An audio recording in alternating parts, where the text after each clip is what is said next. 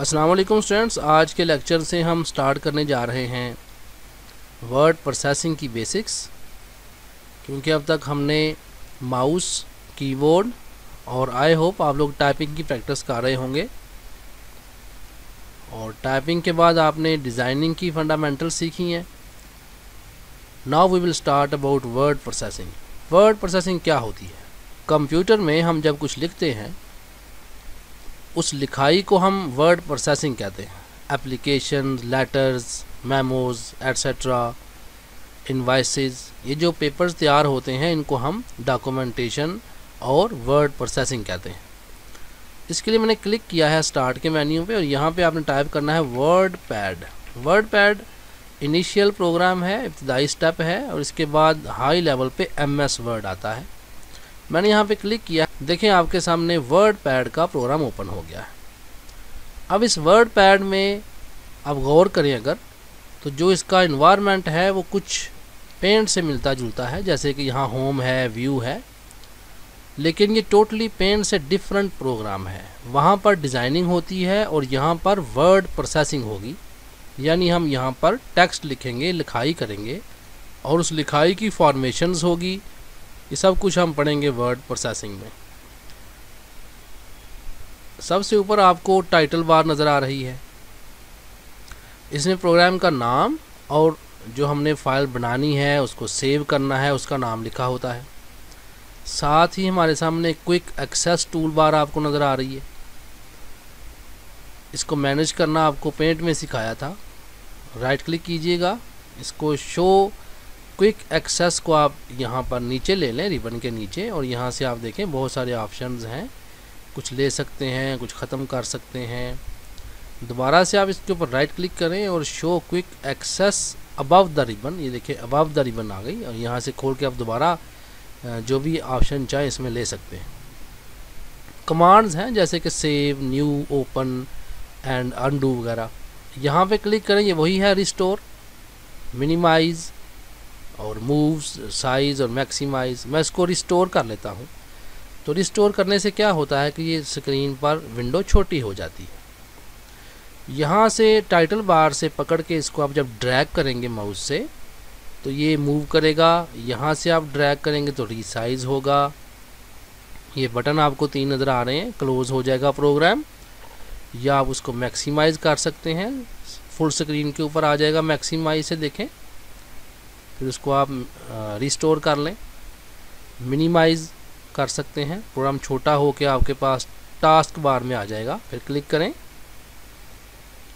यही सब कुछ आप यहाँ से भी कर सकते हैं। After that this is new and open commands, और ये हमारे पास टैब्स हैं। होम की टैब है, व्यू की टैब है, and this is our working area. यहाँ हमने काम करना है। So I am typing here something. तो मैंने यहाँ पर MC कॉलेज उगो की लिखा। यहाँ we are offering many computer courses and many students are learning computer from this college। अब ये मैंने छोटा सा टेक्स्ट लिखा है, यानी कि इसमें गौर करें, जब मैं लिख रहा था तो मैंने यहाँ पे कोई एंटर की प्रेस नहीं की नेक्स्ट लाइन लेने के लिए, खुद से ही नई लाइन आ गई है। मैं जस्ट टाइप करता जा रहा हूँ और ख़ुद से ही नई लाइन आ जाती है। ये वर्ड प्रोसेसिंग का कमाल है। अभी हम इस टेक्स्ट को फॉर्मेट करेंगे और सीखेंगे कि फॉर्मेशन क्या होती है। इसको आप इस तरह ड्रैग कर लें माउस को, और ये सिलेक्शन हो जाएगी। आपको याद है formula, first select then act.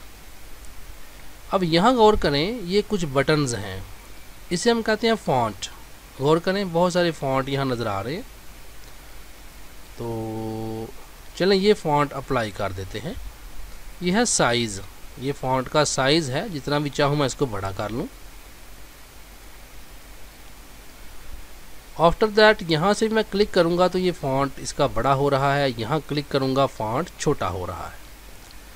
इसके लिए एक शॉर्टकट की आपको देना चाह रहा हूँ मैं। कंट्रोल शिफ्ट को प्रेस करके आप एंगुलर ब्रैकेट को अगर आप प्रेस करें तो ग्रेटर देन साइन से ये बड़ा होगा और लेस देन साइन से ये जो साइज़ है ये छोटा होगा। ये देखें, ये भी आप कर सकते हैं।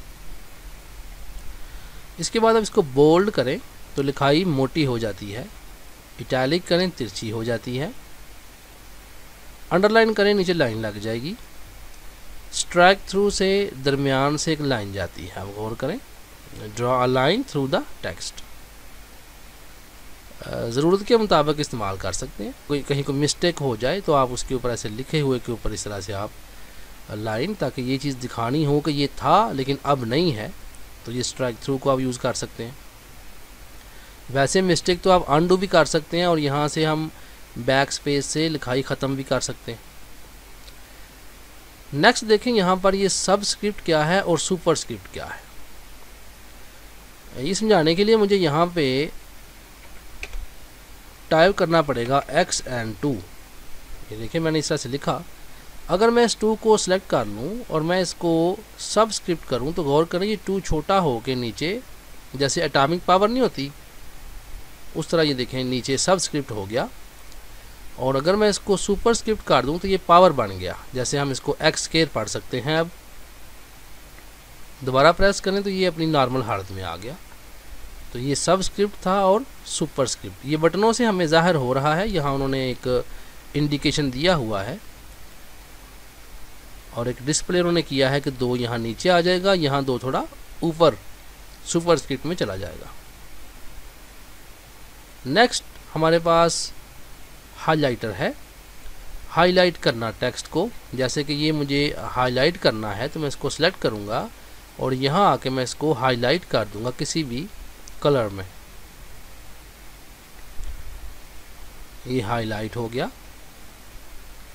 इसके बाद अगर आपने किसी लिखाई का कलर चेंज करना है, जैसे MC कॉलेज उगो की लिखा है, इसका कलर आपने चेंज करना है तो ये फॉन्ट कलर है जी, इस पर आप क्लिक करें। इसको मैं करने जा रहा हूँ ब्लू कर लेते हैं। ये देखें, ये हमने अभी तक पढ़ लिया कि बटन्स ये क्या करते हैं और किस तरह टेक्स्ट के ऊपर ये अप्लाई होते हैं। नेक्स्ट हम आ रहे हैं डिक्रीज आइडेंटेशन पर और इंक्रीज आइडेंटेशन पर। इसका ताल्लुक रूलर के साथ है। यहाँ गौर करें, आपको ये 1 इंच एंड ये आगे कुछ मार्जिनस हैं, फिर यहाँ से दोबारा 0 से स्टार्ट हुआ, 0 1 2 3 एंड ये 6 तक, और 6 के बाद ये 7। तो आपने गौर किया होगा कि यहाँ पर पेज तो है हमारे पास लेकिन यहाँ लिखाई नहीं हो रही है। इधर भी पेज तो है लेकिन लिखाई नहीं हो रही है। Why? The reason is that there are margins. ये मार्जिन हैं पेज के, हाशिए लगे हुए हैं, यहाँ लिखाई नहीं होगी। इन मार्जिनस को मैं चेंज कर सकता हूँ, तरीका आपको आगे बताएंगे, पेज सेटअप में जाके चेंज होते हैं।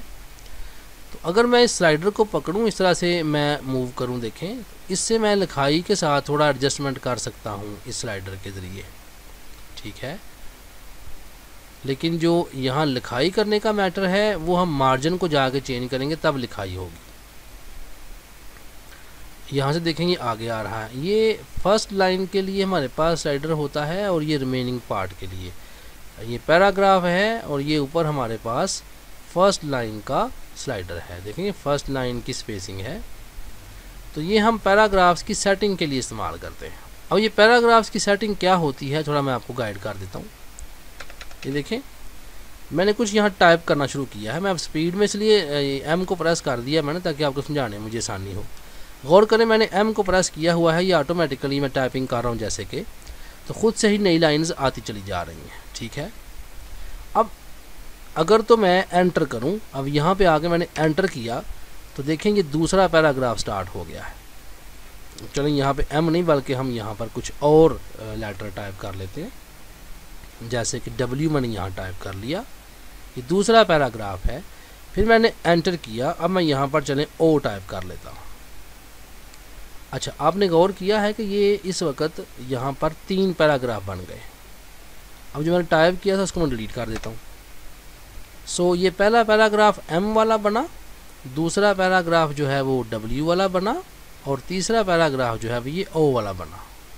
ठीक है, ये ख़ास बात समझनी है कि आपने वर्ड प्रोसेसिंग में नई लाइन लेने के लिए एंटर नहीं करना, आप जस्ट टाइप करते जाएंगे, नई लाइन खुद से आएगी। जब नई लाइन लेंगे तो वो एक्चुअली नया पैराग्राफ होगा।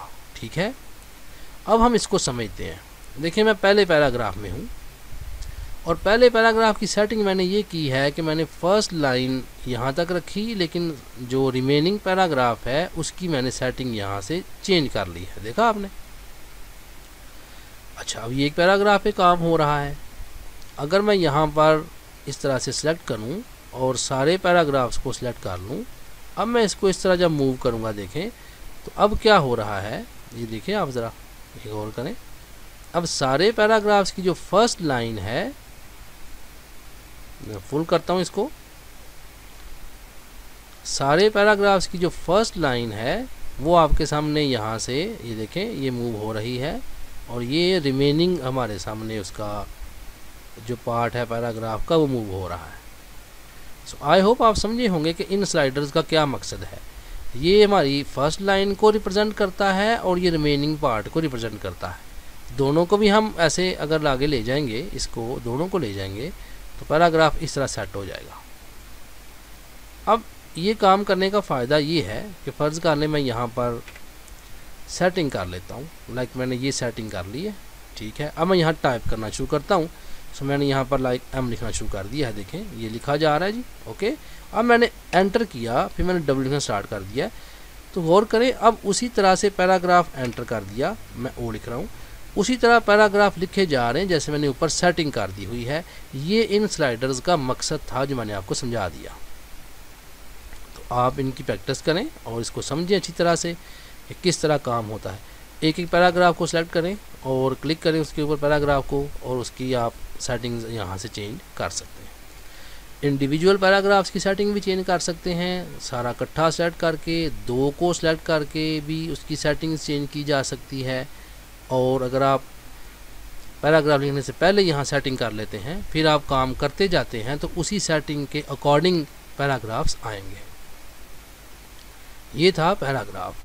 अब यही काम अगर फ़र्ज़ कर लें यहाँ बटन से करना हो तो गौर करें, मैंने यहाँ पे क्लिक किया है तो दोनों स्लाइडर मूव कर गए हैं। इसको हम आइडेंट कहते हैं। ये आइडेंट हो गया है राइट पे, ये आइडेंट हो गया है, ये देखें लेफ़्ट आइडेंट हो गया है। इसे कहते हैं ये आइडेंट हो रहा है, ये आइडेंटेशन है।